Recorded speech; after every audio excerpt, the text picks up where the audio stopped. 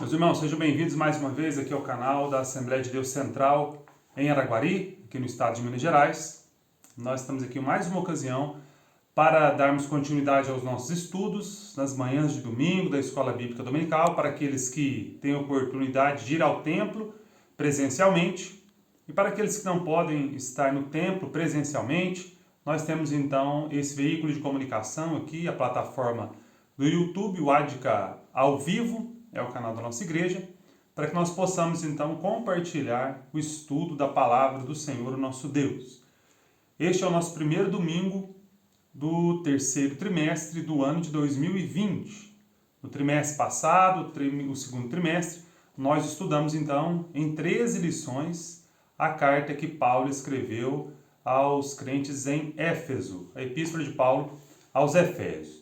Nesta ocasião, no terceiro trimestre do ano de 2020, nós estaremos estudando nas classes de jovens e também nas classes de adultos a nossa declaração de fé, a declaração de fé das Assembleias de Deus no Brasil. Essa declaração de fé, então, ela resume ali, sintetiza quais são os principais pontos da nossa fé cristã pentecostal brasileira. Nós vamos aqui apresentar qual que é o exemplar da declaração de fé, na sua modalidade brochura, esse que é o livro, Declaração de Fé das Assembleias de Deus. É um documento, então, editado e distribuído pela Casa Publicadora das Assembleias de Deus no Brasil. Nós temos aqui no documento, na Declaração de Fé, ao todo 24 capítulos. São 24 capítulos dos principais pontos doutrinários, as perspectivas bíblicas, teológicas das Assembleias de Deus no Brasil. Nosso objetivo é, iniciando a partir de agora, em cada domingo, o estudo de um dos capítulos, até que nós possamos, então, atingir o 24º capítulo. Esse é o nosso propósito inicial. Caso não haja nenhuma mudança, caso não haja nenhum motivo que nos leve a modificar, então esse é o nosso propósito inicial. Lembrando também, ressaltando que nós estamos no período de pandemia do coronavírus, em que cada estado do Brasil tem reagido no momento de uma forma. E algumas igrejas estão com a liberdade de se reunirem para fazer os seus cultos, a escola bíblica dominical.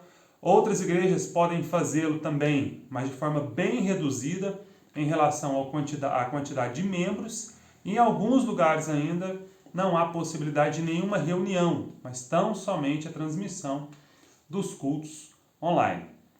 Na ocasião que nós estamos gravando este vídeo aqui, na cidade de Araguari, aqui no estado de Minas Gerais, é possível ainda a reunião de cunho religioso, as reuniões de cunho religioso para cultos, na modalidade de, no máximo, 30 pessoas. Então, há uma legislação em vigor que tem disciplinado isso nos dias de hoje.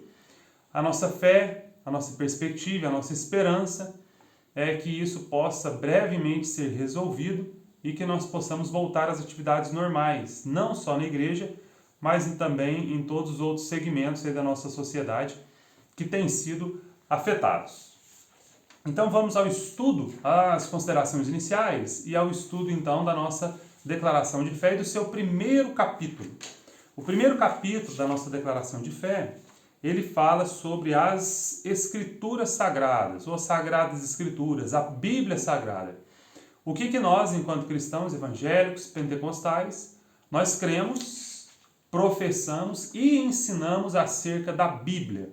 Esse é o propósito nosso, então, nesse breve vídeo da nossa primeira aula. A nossa edição da Declaração de Fé das Assembleias de Deus do Brasil, inicialmente ela conta, aqui nas suas primeiras páginas, com uma apresentação da Declaração de Fé, declaração de fé apresentada aqui pelo seu presidente da Convenção Geral das Assembleias de Deus, à época, pastor José Wellington Bezerra da Costa.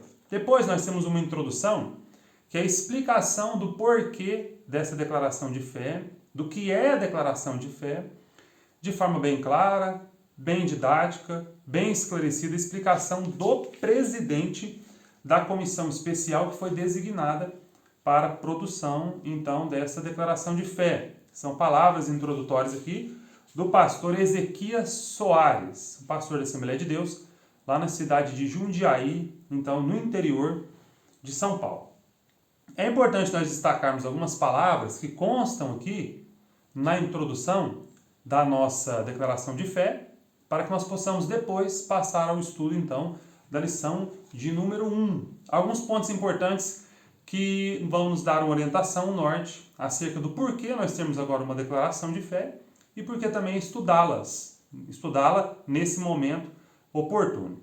Um credo, uma confissão de fé, uma regra de fé ou declaração de fé são interpretações autorizadas das escrituras sagradas, aceitas e reconhecidas por uma igreja ou denominação. Então, aquilo que está neste livro aqui, sintetizado acerca das principais doutrinas bíblicas, é aquilo que historicamente é ensinado e defendido pelas Assembleias de Deus no Brasil.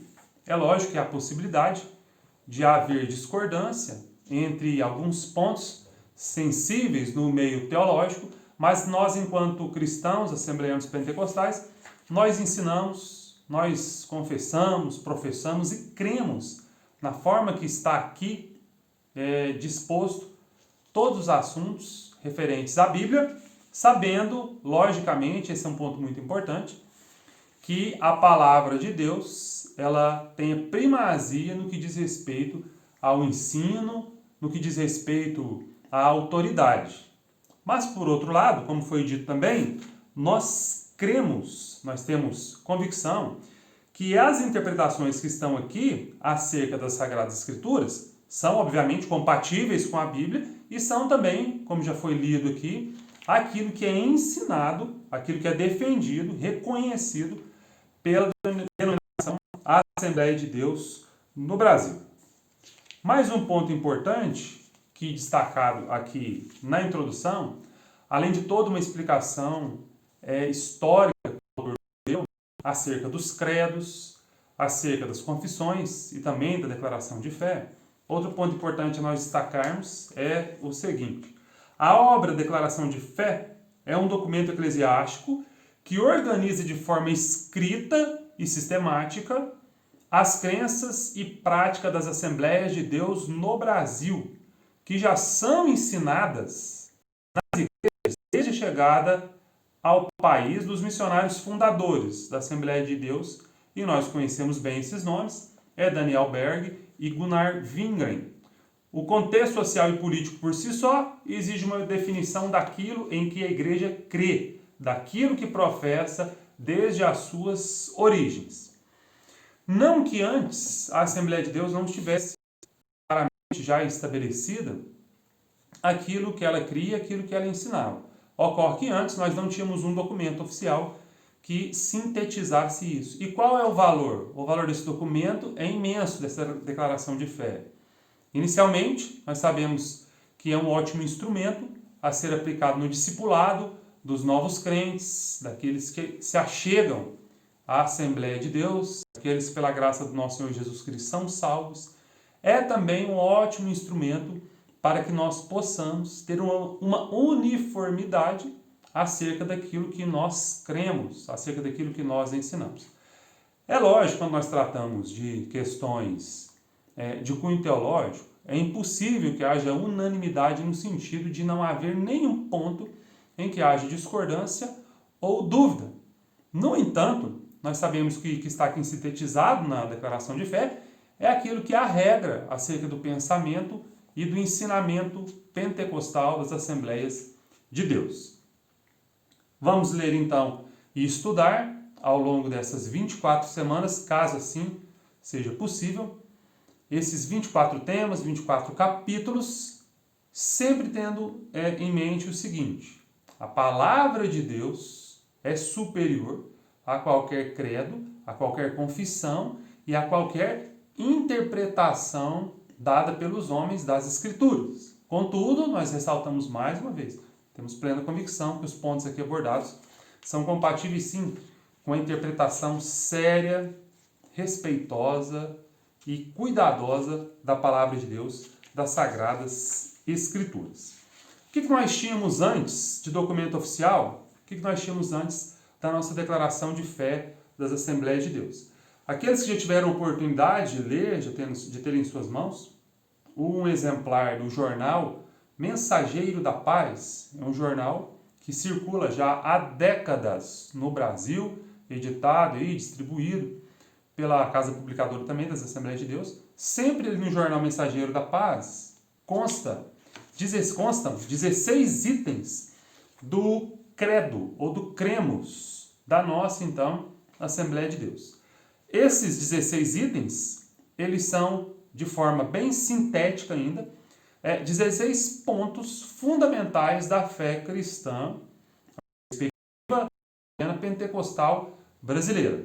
A declaração de fé veio expandir e explicar de forma mais detalhada, com bastante fundamento bíblico, esses 16 pontos, lá do cremos, do credo, que está ali registrado no Jornal Mensageiro da Paz, principalmente, mas também veio expandir e trazer outros pontos que não eram ali abordados. Então, tínhamos antes o credo, o cremos, veiculado ali mensalmente, de forma impressa, no Jornal Mensageiro da Paz, e agora nós temos, então, de forma mais analítica, de forma mais detalhada, então, a nossa declaração de fé.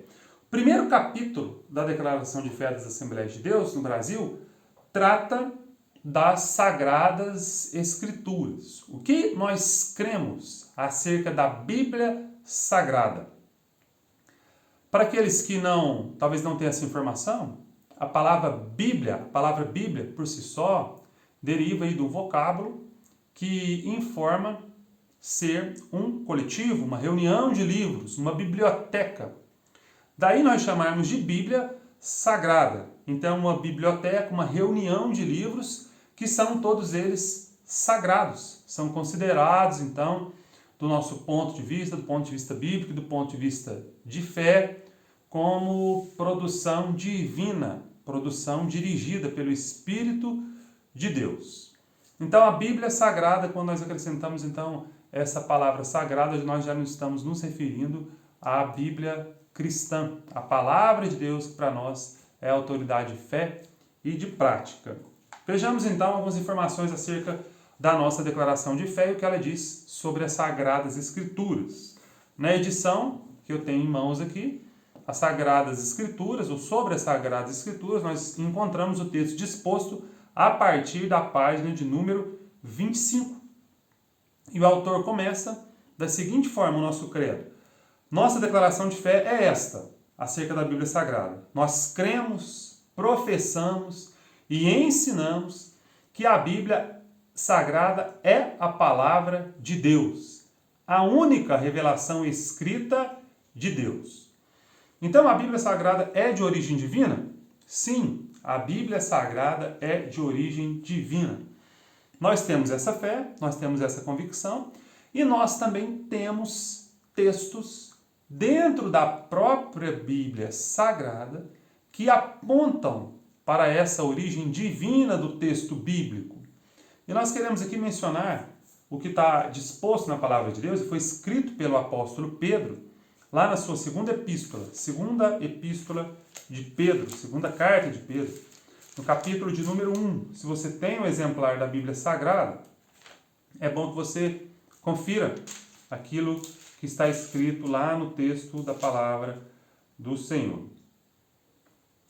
Segunda epístola de Pedro, no capítulo de número 1. E o versículo de número 19 até o versículo 21, para que fique melhor, mais clara a nossa compreensão. Diz assim a palavra de Deus. E temos muito firme a palavra dos profetas, a qual bem fazeis em estar atentos, como a uma luz que alumia em lugar escuro, até que o dia esclareça e a estrela da alva apareça em vosso coração, sabendo primeiramente isto, que nenhuma profecia da Escritura é de particular interpretação, porque a profecia nunca foi produzida por vontade de homem algum, mas os homens santos de Deus falaram inspirados pelo Espírito Santo. Então a Bíblia Sagrada foi produzida, foi elaborada, dirigida pelo Espírito Santo. Informação que certamente muitos já sabem acerca da estrutura da Bíblia. Ela foi composta aí ao longo de cerca de 1.600 anos e provavelmente também teve cerca aí de 40 autores. Por que cerca de 40 autores? Porque nós não podemos asseverar aqui um número exato, porque realmente acerca de alguns livros da Bíblia não há convicção, não há certeza acerca de quem escreveu os livros. Alguns livros, por exemplo, nós temos ali informação do seu autor ao final do livro, que assina a carta, que fala e nos dá conta de que ele é quem está escrevendo aquele determinado livro. Já para outros livros da Bíblia, nós não temos essa informação autoral ali expressa nas Escrituras. Então são cerca de 1.600 anos e também cerca de 40 autores que escreveram acerca da Bíblia. Obviamente que em cerca de 1.600 anos, muitos autores nunca se conheceram pessoalmente, não tiveram contato um com o outro. Em algumas ocasiões, mais de um autor estavam vivos ao mesmo tempo e recebendo de Deus orientação para a escrita dos livros sagrados, em contextos, às vezes geográficos, diferentes, situações também diferentes. Então nós queremos que ao longo desses 1.600 anos, essa produção literária, ela não pode ter nenhuma outra origem a não ser a origem divina.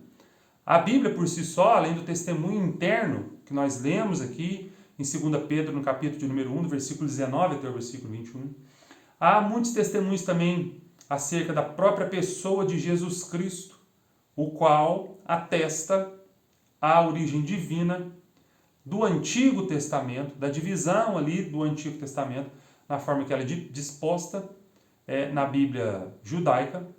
Nós temos testemunho bíblico acerca de informações, de profecias que se cumpriram perfeitamente, de forma, obviamente, milagrosa, por exemplo, acerca da pessoa de Jesus Cristo. Então, testemunhos internos da Bíblia. Podemos citar aqui alguns deles, mas são muitos, realmente são dezenas, centenas, mas nós temos, por exemplo, claro na nossa mente, a profecia de Isaías acerca do nascimento virginal do nosso Senhor Jesus Cristo, lá em Isaías, no capítulo de número 7, e também no versículo de número 14. A profecia de que o Messias nasceria em Belém.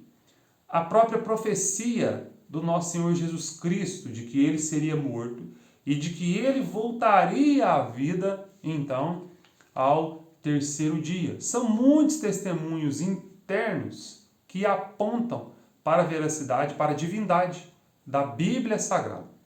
Obviamente também, nos primeiros anos, primeiros séculos ali da igreja cristã, os cristãos do primeiro século, as autoridades cristãs do primeiro século, homens piedosos, homens tementes a Deus e com compromisso com as Sagradas Escrituras, submeteram os livros bíblicos a critérios muito rígidos a fim de aferir a sua origem divina, a sua autoridade, a sua autoria, para que assim pudessem, de fato, compor aquilo que nós temos hoje nas nossas mãos, como a Bíblia Sagrada.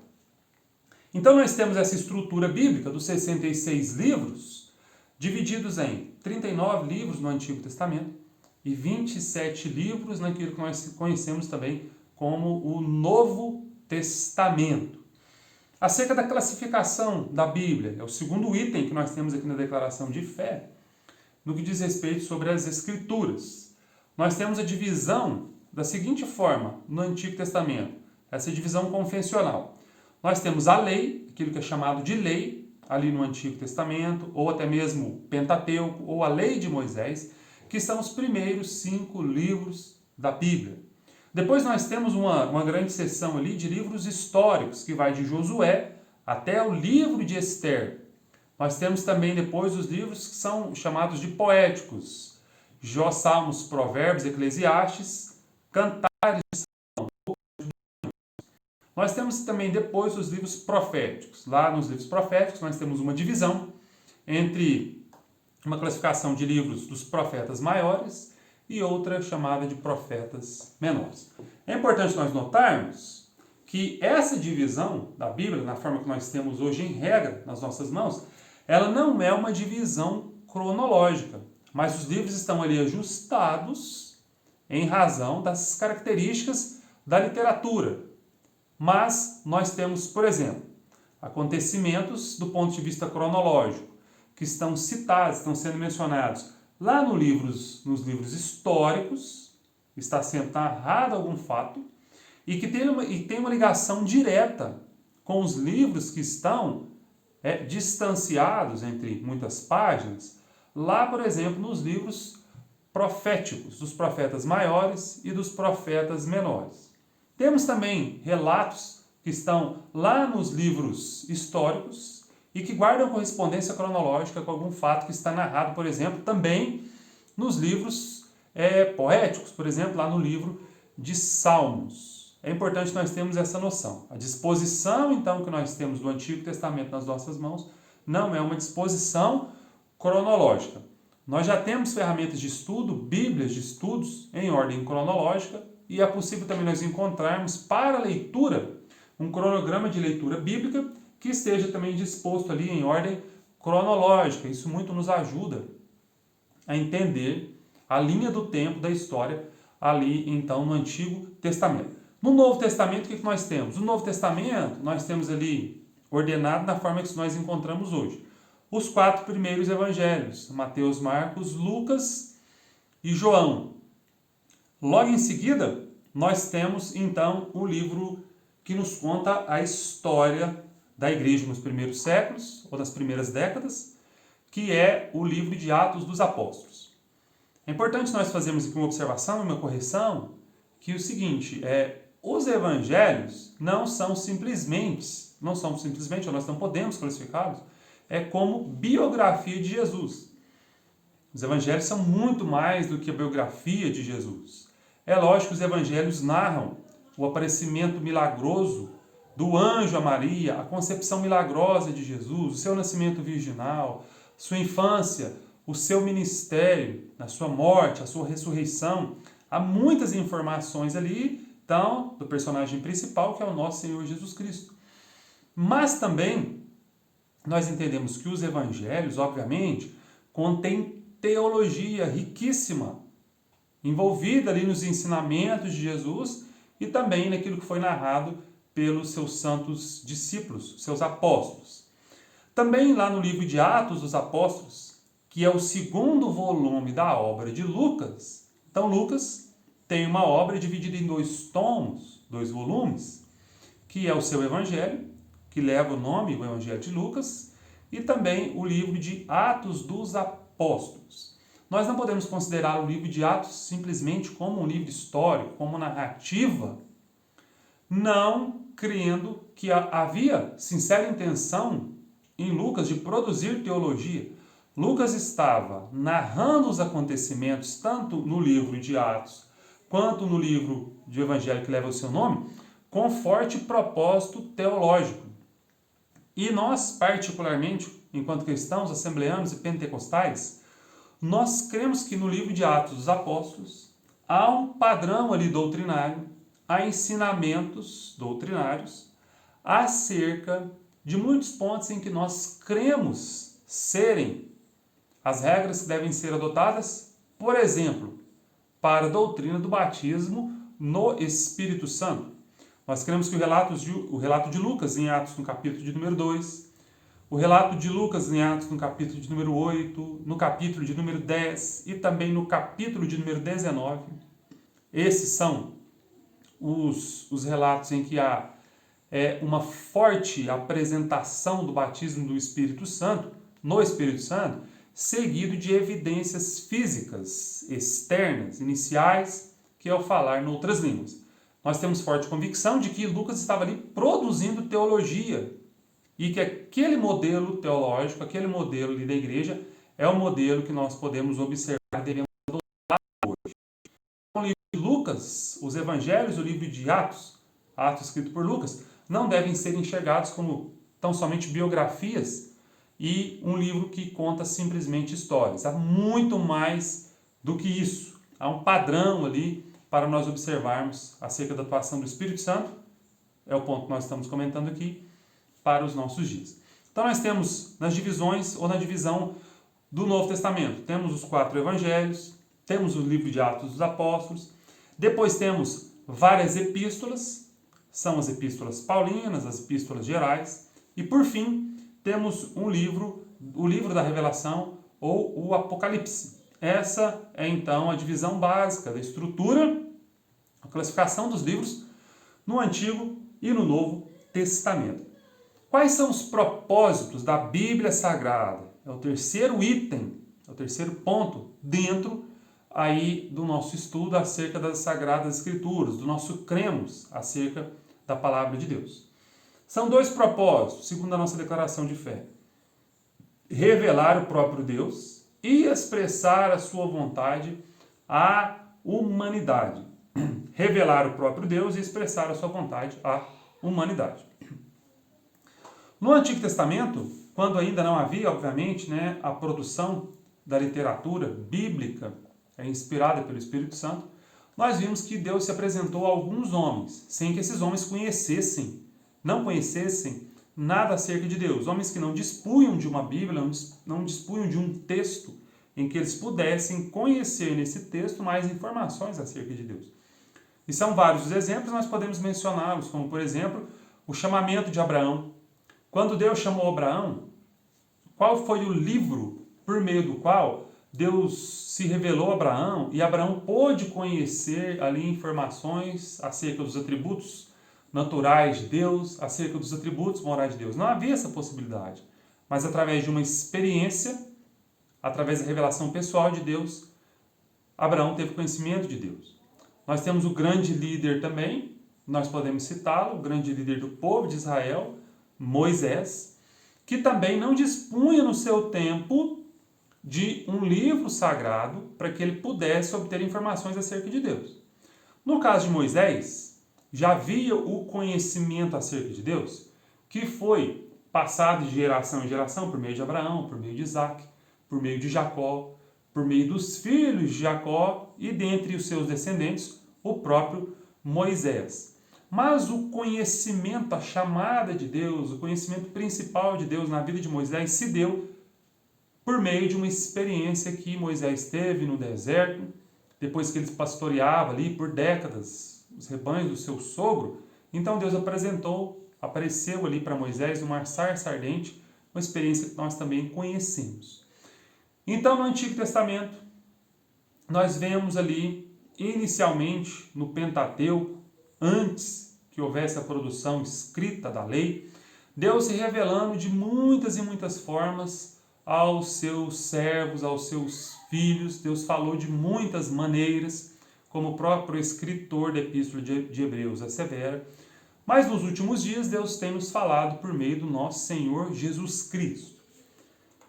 O que isso tem a ver com o propósito da Bíblia Sagrada? Um dos propósitos da Bíblia Sagrada é revelar o próprio Deus. Nós conhecemos muitas características de Deus, temos muitas informações acerca de quem é Deus, por meio da sua revelação nas Sagradas Escrituras.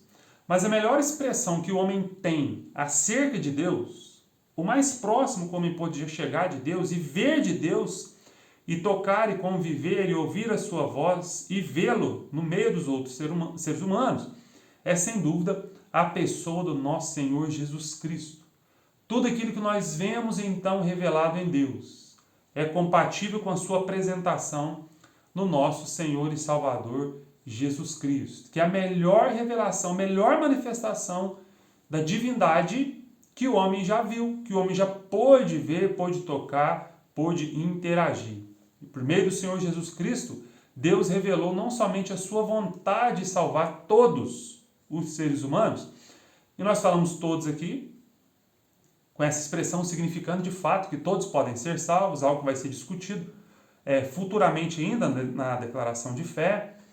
E não somente o propósito de salvar a todos, Deus estava expressando ali em Jesus, mas também estava expressando o seu amor por todos os seres humanos.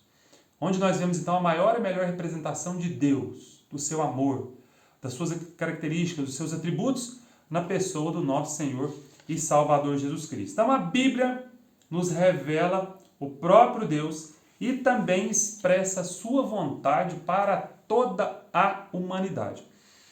Qual é a vontade de Deus para toda a humanidade? A vontade de Deus para toda a humanidade, como está escrito na própria palavra de Deus, é que nenhum homem se perca, que todos se salvem, que todos venham ao conhecimento da verdade. Essa vontade divina está muito bem apresentada na palavra do Senhor e nosso Deus. Mas também aquilo que está revelado na Bíblia Sagrada, segundo a nossa declaração de fé, visa também a instrução do homem para que ele possa viver em sociedade, para que ele possa ser um bom cidadão, para que ele possa ser um bom pai, um bom filho, para que o homem possa ser um bom esposo, enfim, ele possa ser um cidadão que cumpre com os seus papéis e que não dá margem a que ninguém venha falar da sua conduta sendo incompatível com a Bíblia Sagrada. A Bíblia visa, então, a instrução do ser humano, a instrução do homem, da mulher, da criança, pessoas de todas as idades. A Bíblia também visa a felicidade e o bem-estar espiritual e social de todos os seres humanos. Não confundindo isso, obviamente, com a construção de um reino aqui na Terra, que é o que alguns cristãos têm confundido.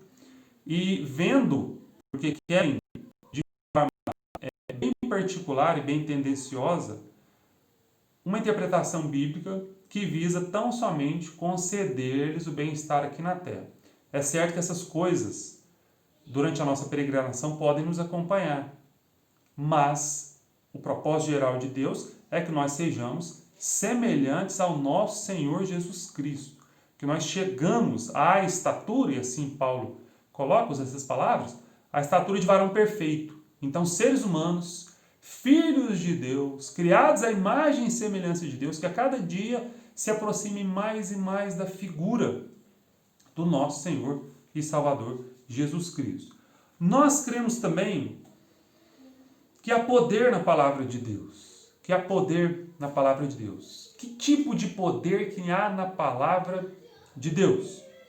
O escritor bíblico nos diz que a palavra de Deus é poderosa e compara essa palavra de Deus, a Bíblia Sagrada, a uma espada de 2 gumes que tem poder de penetrar até a divisão mais profunda do íntimo do ser humano e fazer a separação de juntas e medulas, fazer a separação dos pensamentos, das intenções do coração. Veja, que nenhum homem pode fazer esse tipo de separação, esse tipo de discernimento naquilo que está ligado às razões humanas, às intenções do coração, à sua psique. Mas a palavra de Deus tem esse poder.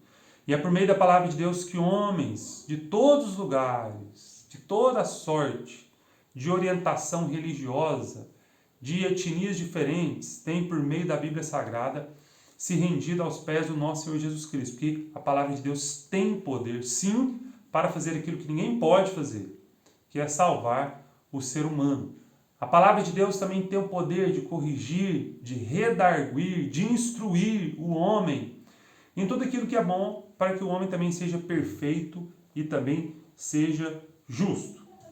Disse o Senhor Jesus: nem só de pão viverá o homem, mas de toda palavra que procede da boca de Deus. Citando assim Jesus, um trecho das Escrituras, no Antigo Testamento, ele nos informa que não é possível nós vivermos sem, então, a instrução que procede da boca de Deus, que é a sua santa palavra. Outro ponto importante que nós vemos aqui, no item de número 5 da nossa declaração de fé, é um breve comentário que os autores fazem acerca dos livros apócrifos e pseudoepígrafos. Porque nós podemos ver alguns exemplares da Bíblia diferente daquela Bíblia que nós temos, a protestante, ou que é usada pelos evangélicos. A Bíblia, por exemplo, adotada pela Igreja Católica Romana, que dispõe ali de livros adicionais, de trechos adicionais e também de livros adicionais. Por que eles não são adotados pelos cristãos evangélicos? Por quê? Há aqui uma explicação acerca dessa justificativa. O Senhor Jesus Cristo fez menção das Escrituras Sagradas dos seus dias, dos dias de Jesus. A Bíblia é tripartida dos judeus: leis, profetas e os escritos. E nesses textos não constam os livros apócrifos e os pseudoepígrafos, pois nunca fizeram parte do Antigo Testamento dos judeus. Os livros apócrifos apresentam erros históricos, geográficos, bem como anacronismos, além de ensinarem doutrinas falsas e práticas divergentes das Escrituras, a exemplo da oração pelos mortos. Então, os livros pseudo-epígrafos, aqueles que poderiam ser também entendidos como falsos escritos, não integram, não fazem parte da palavra de Deus por esses motivos, e tampouco aqueles livros que não foram considerados como de uma autoria de fato legítima, por exemplo, dos discípulos, dos evangelistas, aqueles que estavam com o nosso Senhor Jesus Cristo. Autores anônimos, espúrios, em algumas ocasiões, usaram o nome de pessoas conhecidas a fim de tentar dar uma validade, de imprimir autoridade àquilo que escreveram. Esse é o motivo, então, da nossa Bíblia, a Bíblia evangélica, adotada pelos evangélicos, protestantes, não conterem as adições que constam também ali nos livros, por exemplo, da Igreja Católica Apostólica Romana. E qual que é a mensagem da Bíblia? A mensagem da Bíblia é clara, objetiva, transparente, entendível a qualquer homem, qualquer pessoa que tenha capacidade de ler, consegue entender a mensagem clara, objetiva, transparente, entendível de Deus, que é a revelação maior do seu amor, por meio da pessoa de Jesus Cristo, por todos os homens. Então, todas as pessoas em qualquer lugar que tenham capacidade de ler, podem ler e entender aquilo que está escrito na Bíblia Sagrada. Que Deus tem um propósito com o homem, e esse propósito é de salvar o homem dos seus pecados. E esse propósito é realizado por meio da pessoa do nosso Senhor Jesus Cristo. E todas as pessoas em todos os lugares podem ser salvas. Esse é o propósito da Bíblia. Bastando que para isso cumpram aquilo, por exemplo, que Paulo sintetizou em Romanos, capítulo 10, versículos 9 e 10. Confessar com a boca e crer com o coração no nosso Senhor Jesus Cristo e que Deus o ressuscitou dentre os mortos e serás salvo. Por outro lado, no Evangelho de João, no capítulo de número 3, o autor também nos informa, nas palavras de Jesus, que aquele que crê em Deus, ele não vai ser julgado, mas aquele que não crê já está, então, condenado. Esses são os 6 pontos, os 6 itens que nós encontramos na nossa declaração de fé acerca da Bíblia Sagrada. Em primeiro lugar, a estrutura da Bíblia. Em segundo lugar, a classificação dos livros da Bíblia. Em terceiro lugar, o propósito das Sagradas Escrituras. Em quarto lugar, o poder da Palavra de Deus. Em quinto lugar, explicações acerca dos livros apócrifos e pseudoepígrafos. E em sexto lugar, nós temos qual é a intenção, qual é a mensagem da Bíblia Sagrada. Ao final destes comentários, nós queremos lembrar você que tem um exemplar da Bíblia Sagrada. Leia a Bíblia Sagrada. Debaixo de oração, leia a Bíblia Sagrada. Com muito temor e reverência, com paciência, com calma, leia a Bíblia Sagrada. Medite na palavra do Senhor. Se você nunca leu a Bíblia, inicie hoje mesmo a leitura da Bíblia. Inicie, por exemplo, seria um bom começo você iniciar a partir lá do Evangelho de Mateus, para que você possa conhecer acerca da origem divina e humilde do nosso Senhor Jesus, o seu ministério terreno, a sua obra, a sua morte vicária e também a sua ressurreição dentre os mortos e a sua promessa de voltar. Depois você pode ler também, seguindo aí o Novo Testamento, conhecendo os dramas da igreja do primeiro século ou nas primeiras décadas, ali após a ascensão de Jesus Cristo, a história que está registrada lá no livro de Atos dos Apóstolos. Depois, nas cartas, nas epístolas, nós podemos ver o apóstolo Paulo tratando, juntamente com outros escritores, de problemas pontuais que ocorriam nas igrejas lá no primeiro século. E muito nós podemos aprender. E depois, por último, no Novo Testamento, nós vemos a revelação dada pelo Senhor Jesus Cristo a João, o seu apóstolo, que está então no livro de Apocalipse.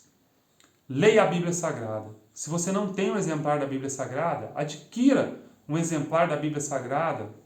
Você pode sim ler a Bíblia. E o mais importante, você pode se encontrar com o nosso Senhor Jesus Cristo por meio daquilo que é revelado na Bíblia Sagrada. Não é um encontro intelectual, mas é um encontro que toca o nosso coração, que toca as nossas emoções, que transforma de fato o ser humano. Porque nós vemos também ao longo do nosso estudo que o ser humano, quando tem um encontro verdadeiro com o Senhor Jesus Cristo, ele é regenerado. Ou ele é gerado de novo, ou ele tem um novo nascimento. É uma clara doutrina bíblica que nos informa uma transformação radical na forma de pensar do homem, naquilo que ele sente, nas suas disposições do seu coração, porque ele teve um encontro com o seu Salvador. Creia em Jesus Cristo nesses dias de dificuldade, nesses dias de restrição. Apegue-se firmemente à palavra de Deus.